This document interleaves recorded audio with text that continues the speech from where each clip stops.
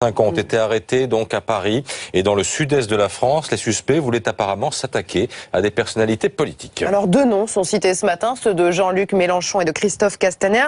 Ces suspects appartiennent à la mouvance de l'ultra-droite. Ils étaient en lien avec un ancien militant de l'Action française, arrêté en juin dernier, puis incarcéré.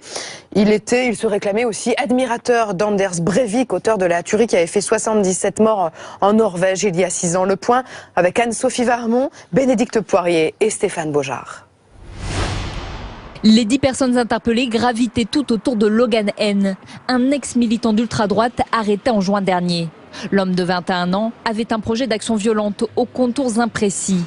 Attaque d'un lieu de culte, de migrants, trafiquants de stupéfiants ou d'une personnalité politique, notamment Christophe Castaner ou Jean-Luc Mélenchon. Perquisition chez lui, on trouve 3 armes à feu, un fusil de chasse calibre 12, 2 pistolets à poudre, un gilet pare-balles et il est cuisiné. Et c'est là qu'il avoue qu'ils avaient l'intention avec quelques autres de commettre des actes notamment contre des hommes politiques. Et il cite Jean-Luc Mélenchon et Christophe Castaner. Les enquêteurs doivent désormais déterminer si les personnes interpellées avaient connaissance de ce projet d'attentat.